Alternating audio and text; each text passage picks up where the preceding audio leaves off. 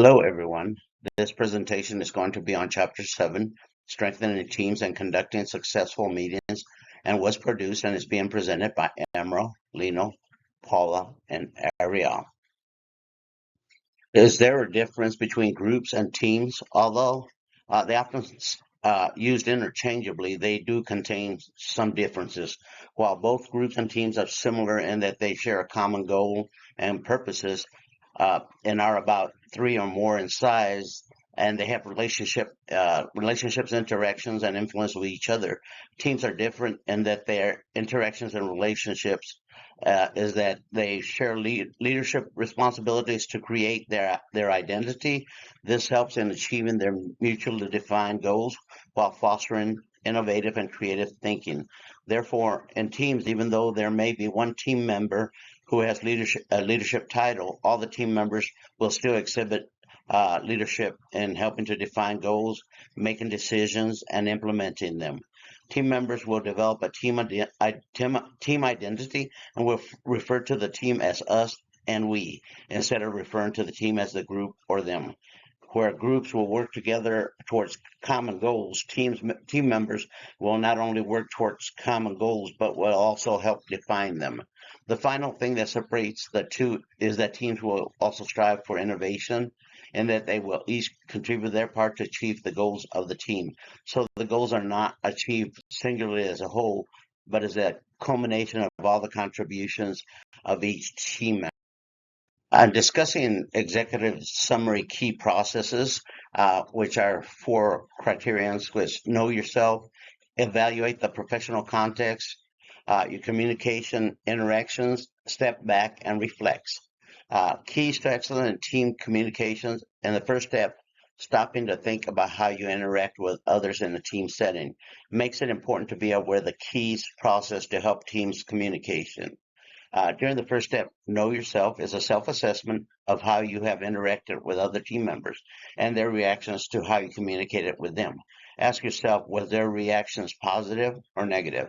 This will place importance on your knowledge of different cultures in your workplace to avoid offending anyone. The second step is to evaluate what is considered professional context, which would require you to know what is considered professional communication and what is not. It is imperative to know the culture, as one person's jokes may not be appreciated by someone else. Some cultures do not like venting, complaining continuously, or cursing, or giving a compliment that is considered too personal. The third step is that your communication interaction makes it necessary for you to be critical of how you communicate to your team. Sensitivity is important, and you must take into consideration any nonverbal cues being directed at you. Try to notice if anyone seems intimidated by you or even offended. Try to stick to messages based on you using professional context to make sure that they are well received by others. The final strategy is to step back and reflect, which involves taking a reflexive inventory of both verbal and nonverbal communications with other team members, both verbally and nonverbally, and determining others' reaction to your message. Maintain awareness of your body language to avoid appearing to be offensive, threatening, or negative in nature. Evaluate to determine if you were more friendly and approachable in your communication, and adjust and adapt your communications as necessary. The impact of the environment cannot be understated, as well as the topics and the participants in the meetings. Uh, Location is an important component in creating a positive meeting environment, and you should also consider the convenience, aesthetics, and comfort of the location. An agenda is helpful for informing team members about topics to be covered when used properly. Therefore, an agenda can be used as an effective communication tool for streamlining meetings. When using professional excellence, uh, helps to avoid the trap of inviting a representative in order to be politically correct, and invite people who can contribute purposefully to the meeting instead. Make sure to evaluate the purpose of the meeting before determining who can best contribute to that purpose. Roles and norms in teams. Analyze the roles and norms displayed by a group or team. In every team, Members can play many possible roles, some of which are functional roles to help achieve team goals while maintaining positive relationships between members. These roles are known as task roles and relationship roles. An unwritten rule of behavior is known as a norm, and all groups have both positive and negative ones. It is important to step back and reflect on what the team's norms are and assess how the group is affected by the various norms. Now we will discuss the concepts involved in effective problem solving, which involves making a choice and also producing good alternatives, which can be selected by the team and then work to implement the choice selected. To ensure that your team develops innovative alternatives and successfully implements them, begin with knowing the problem-solving process, which number one, describing and analyzing the problem. Number two, generating possible solutions. Number three, evaluating all solutions. Number four, deciding on the solution. Number five, planning how to implement the solution. In step one, it is important to identify and analyze what the problem is in order to be addressed, to address it properly. The team must avoid the assumption that they already know what the problem is, even though at the time they feel that the problem is obvious. This is where it is important for the team to take time to discuss the problem with each team member, adding their own insights and experience. The diversity, opinions, and ideas should draw a more complete picture of what the team should focus on. It is only after the problem is clearly understood that the team members can start producing possible solutions to the problem. This aim can be achieved by having as many ideas as possible, even after an idea that everyone finds acceptable comes up. It is in diversity of ideas that the problems can be best understood and addressed. To address the generation of solutions, we will start by addressing the different types of perspective and personalities that a team will encounter. Each one of these perspectives must be taken into consideration to be able to generate good ideas. To assist a team in the evaluation process, they may ask themselves these questions. Do we have sufficient information? Do we understand what information we have? Is there any information missing? Have we missed addressing any areas of the information that we have? How reliable, credible, and appropriate are the sources? Uh, do the criteria seem appropriate to our objectives and constraints? Were enough of a variety of innovative alternatives generated? Have we limited our alternatives? Was each criteria applied to each alternative fairly and appropriately? Was there agreement by the teams in the mode of decision making? Implementing the solution. To implement a clear plan, be aware of the following points. The objective should be clear and concise. All of the major steps must be completed for the objective to become accomplished. Prioritize the steps and define the most critical elements and the less critical elements. What can be done now? What additional resources will be needed?